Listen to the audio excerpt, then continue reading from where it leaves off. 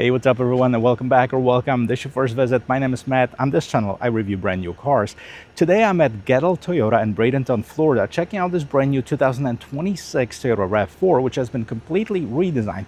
This is a plug-in hybrid and it's an SE trim, which is the most affordable one that you can get in the plug-in hybrid lineup. Also, it has the longest all-electric driving range, and today I'm going to take you on a complete tour of this vehicle.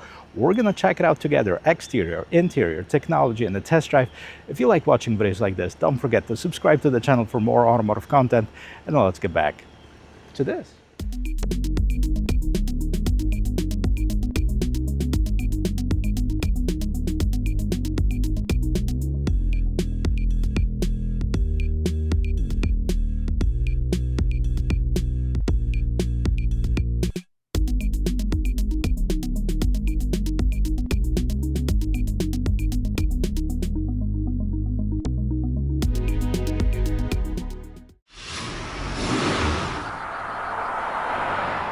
It's hard to believe that the RAV4 is over 30 years old. It's been one of the most popular compact SUV on the market, and this, of course, is the newest generation of it. 2026 model year. The RAV4 went all hybrid, either the regular hybrid or a plug-in hybrid.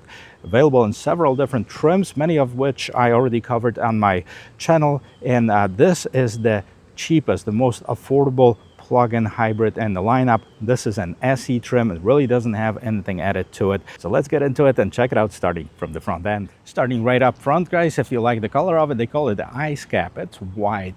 Really nice flat hood with two raises on each side. We have the LED lights, daytime running lamps, and turn signals. And it's a combination of this white color with the shiny black. You see this black strip right below the Toyota logo. And then the grille is specific also to the trim. We have the bottom of it finished in this shiny black color as well. Now let's pop the hood open and let's see what powers it up. And no matter which plug-in hybrid RAV4 you choose, they're all going to have the same powertrain, 2.5-liter four-cylinder engine coupled with the high-voltage electric motors, producing a total of 324 horsepower, providing this vehicle with a very brisk acceleration, 0 to 60 in just 5.4 seconds. Also on this SE trim, we have the longest all-electric driving range of 54 miles. The vehicle is all-wheel drive, and as far as the transmission, we have the ECVT transmission of it, which in this case is more like a direct drive transmission. We're definitely going to check out the driving characteristics at the end of this video. A couple more things underneath the hood. We have some sound insulation and the prop stick that holds it all up.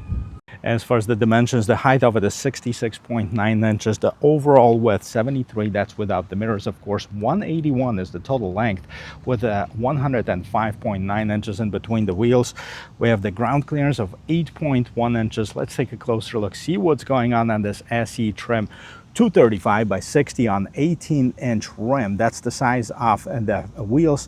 And we have the shiny black wheels. We have the shiny black wheel surrounds, and at the bottom trim, at the very bottom of this vehicle, we have the black mirror caps. I like this little trim right here. It kind of gives you the separation of the roof versus the rest of the vehicle. We have the proximity entry system. As long as you have the key somewhere on you, you can lock or unlock this vehicle.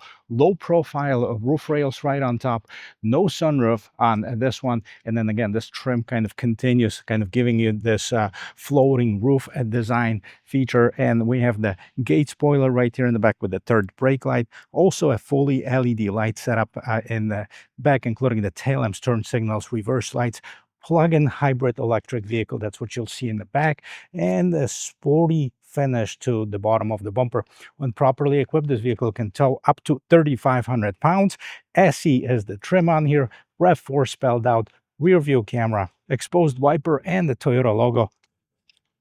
Well, this vehicle has the convenience package that adds the power liftgate. Normally it doesn't come standard with it, but if you look at the sticker, power liftgate, part of convenience package is $400, and the weather package $375. There are a few options that have been added at the Southeast Distribution Center as well. We'll get through it in a moment. I want to point out too that the charging port is right on the passenger side, and looks a little bit different that we've seen on the XSE, which can take advantage of the DC fast charging. This one cannot. However, if you have a 240 volt level 2 charger, about 3.5 hours from 0 to 100%. Also on the regular household outlet, it can be charged, but it will take about 12 hours to fully charge this vehicle. Right on top of the gate, we have the buttons to open and close this gate, and here behind the rear seats you'll find about 33.5 cubic feet of cargo space, with a total of about 63.5 cubic feet of cargo if the seats are folded down. By the way, you can do that even from the back here if you have long enough arms to extend so far. Now these are the charging ports. Underneath here you'll find a spare tire as well, and this also has the cargo cover as well as the illumination. And in the back we have the 12 volt power outlet. I believe the illumination is actually not standard. We'll check that out on the sticker. Push this button, close the gate, and let's see how much room I have in the back.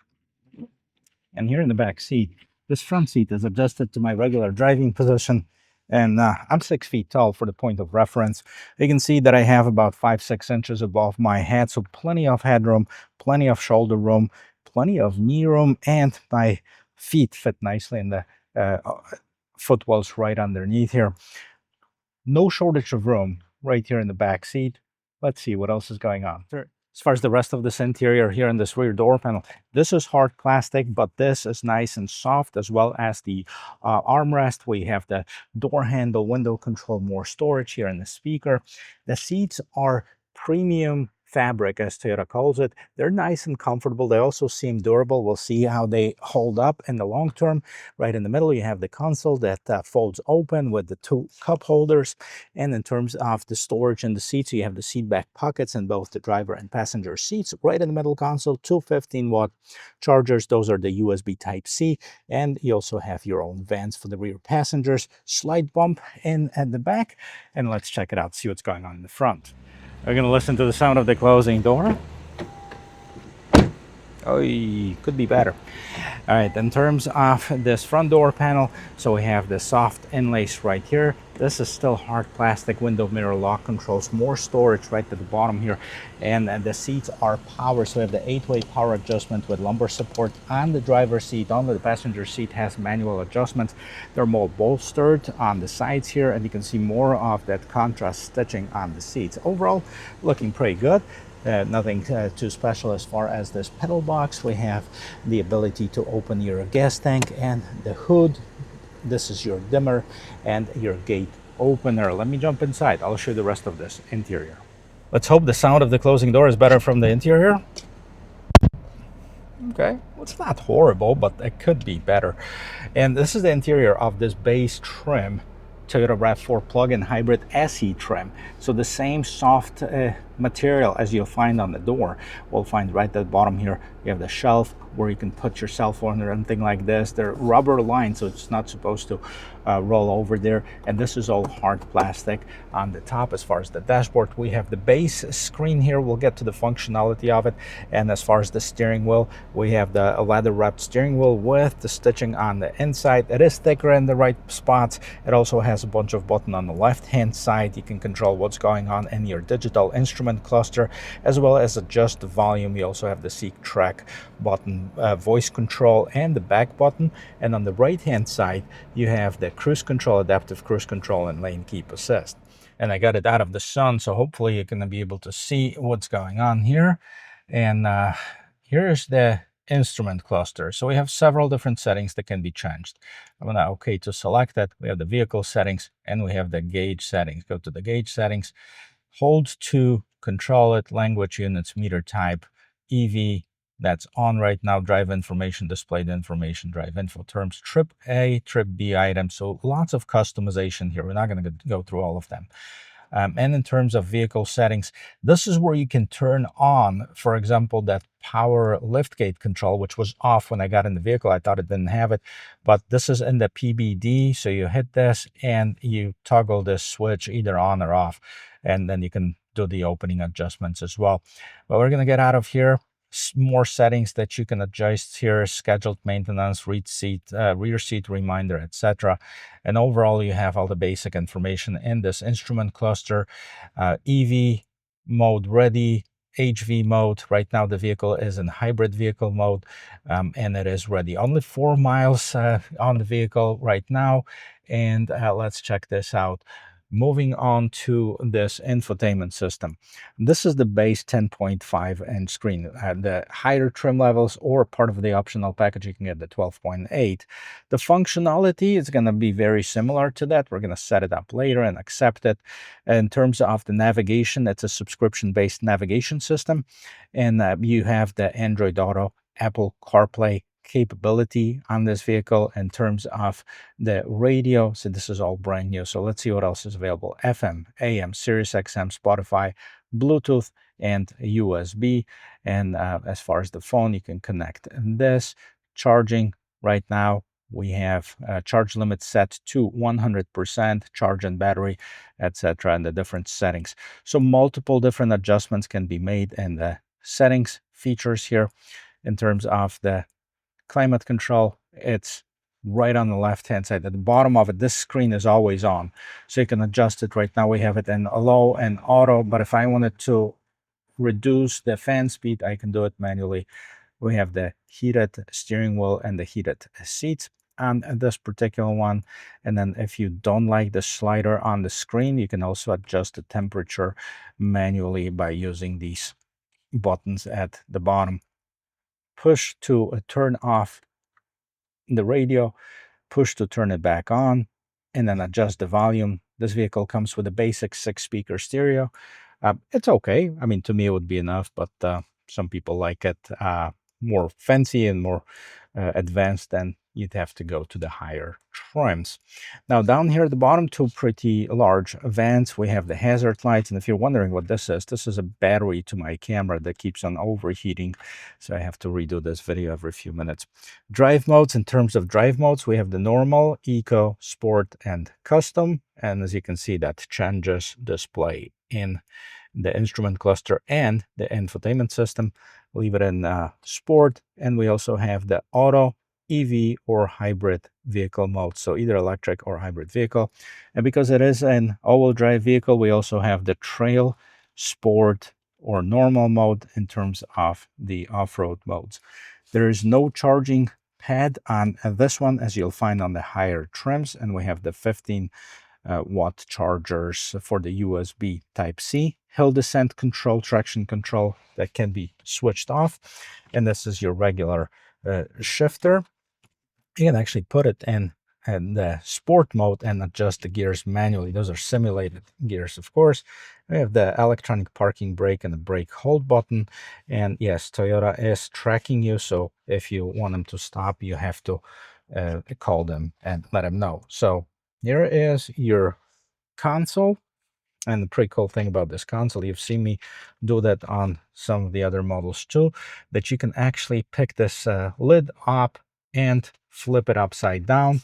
And it also opens from either the driver's side or the passenger side, depending on which one you want to. So that's the RAV4 console. Up on top, we have, of course, the regular mirror and sunglasses holder, as well as the illumination, tiny lights, but pretty powerful ones. And in terms of the mirrors, we have some illumination up on top. One more thing left to do is to put it in reverse, and let's see the quality of this rear view camera. Not bad, actually. We have also the active trajectory lines. As I move the steering wheel, you can see the lanes are moving.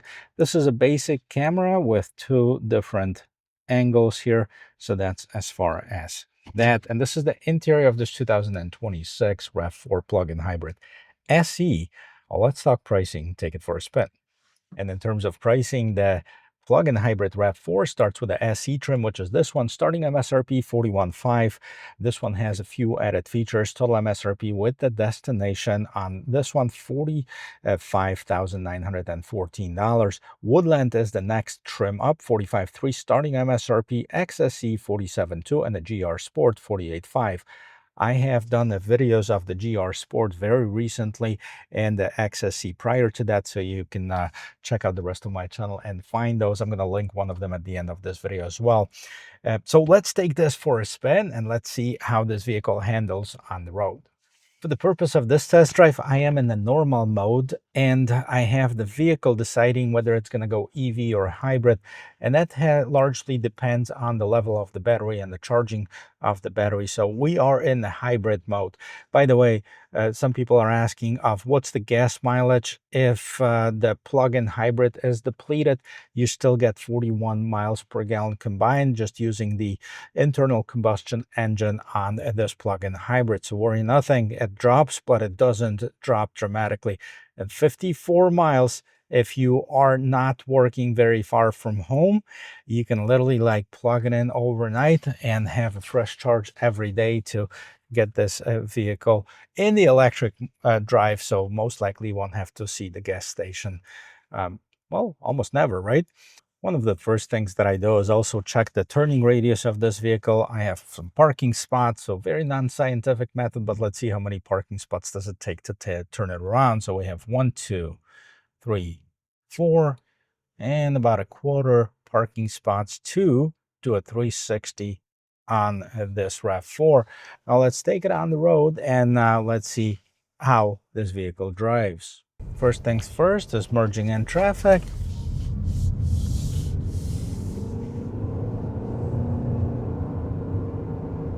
Very nice. Not a problem to get it up to speed. We can hear the engine working, but even if I step down on it as driving, this vehicle definitely delivers an above average performance in terms of the acceleration. And hey guys, let's stop right here and we'll do the acceleration test here. 0, let's go. About 55, 60. So definitely no question, this is a quick vehicle with a very fast acceleration. One thing that I've noticed that it is a little bit louder than the trims that I've tested before, the XSE and the GR. It doesn't have as good of the cabin insulation, and I also can definitely hear some of the road noise from these tires. Not sure if that's the road or again the amount of noise that's allowed to get in the inside of the cabin. So overall, great vehicle. I think Toyota finally nailed it, giving you 54 miles all-electric driving range, 324 horsepower, so nice, quick acceleration, very good gas mileage. 41.5, if you can get one that's not marked up, that doesn't have some crazy options that you might not need, that is not a bad price. Guys. So let me know, guys, what do you think about this 2026 RAV4 plug-in hybrid SE trim, the base trim? And if you learned something about this video, don't forget to give me a like, subscribe to the channel, and turn on that bell notification bell so you don't miss any of the videos that are coming up. And I'll see you in my next video. Cheers.